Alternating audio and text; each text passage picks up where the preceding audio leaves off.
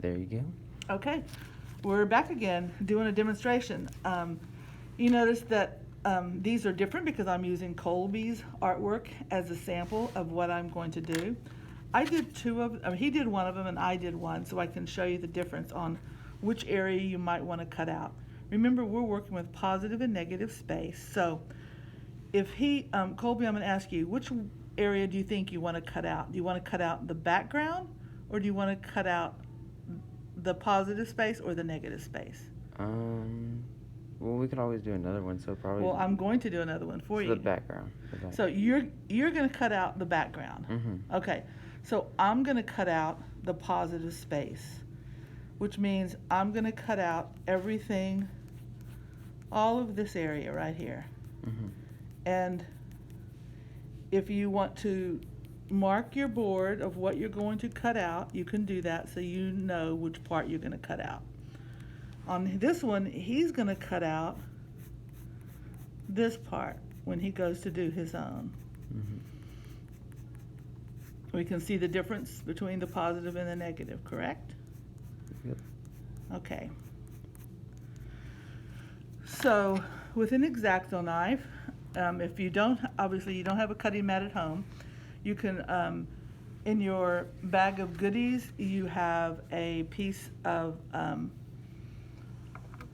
you have an extra, don't use the cardboard because cardboard is too soft, but the back of a cereal box, or if you have a hardbound sketchbook, the back of that, something that's hard, you can use as a cutting mat at home.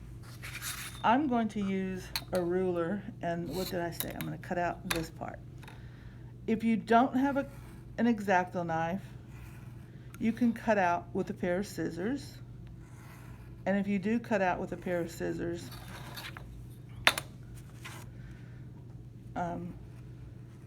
you can cut through an edge, and then you can tape that edge back together. But since I do have an X-Acto knife, I'm going to cut. I'm only going to cut my positive space. Everything else is going to stay attached to the board. What I'm doing is I'm making a stencil. And with this stencil, I'm going to make my design on my watercolor paper. While I'm cutting this out, you can go through your material pack and find your watercolor paper. You have, I believe, 4 sheets of white sulfite in the watercolor package. And then you have a smaller sheet. It's kind of hard to see if it's in front of all your other paper. You have a smaller sheet of watercolor paper. Pull out that watercolor paper. It's also thicker in weight than the white sulfite paper that's in your package. And it's a little bit smaller than the white sulfite paper. Pull that out because you're going to need it. You're going to need that, and you're going to need a ruler and a pencil. And okay, I think I have. Notice that I'm turning my board more than I'm turning my X-Acto knife, so I don't cut myself, keeping my blade, my hand away from the blade. Okay, I've cut out my positive, I've cut out the negative, no, I've cut out the positive. He's going to do this and cut out the negative space. So now I have my my design.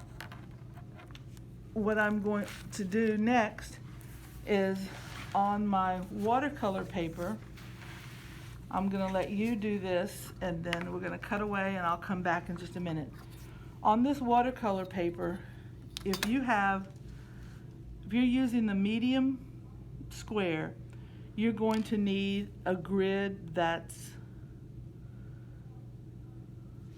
I usually use the small. You're going to need a grid that's 2 by 2, 2 inches by 2 inches. And I'm going to start in the center of my paper. My paper is 15 inches, so I'm going to start at 7.5, and I'm going to mark 2 inches, 2 inches, 2 inches, 2 inches, 2 inches. So I have 1, 2, 3, 4, 5. All I need is 4. So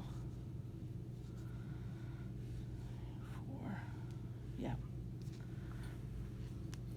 So I'm going to go down here. I'm going to make sure it's this. I'm using the same measurements.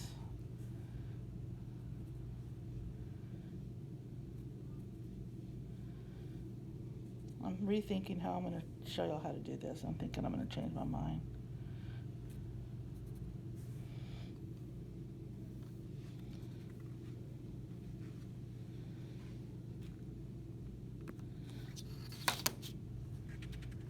So, 2, 3, 4. Yeah.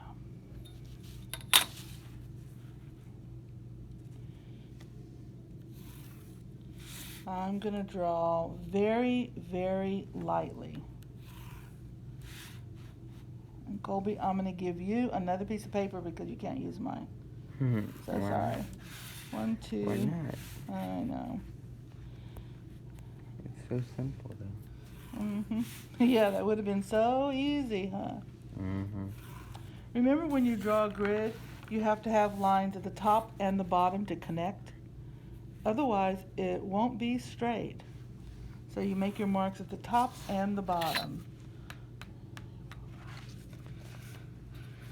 So now I need to go the other way. This is 11, so half of 11 is 5.5. So this is my center. From the center, I need 2 inches going this way, 2 inches. I need 4 rows. That's what I meant to say. 5.5 is half of 11, so I have my 2 inches going this way and my 2 inches going this way. I'm gonna have to redo my other direction because it's not correct. When you're finished, whoops, that's not right. When you finish, you have a 2-inch grid. Okay, I'm gonna give everybody a minute to get that done, and then I'll come back. Stop recording.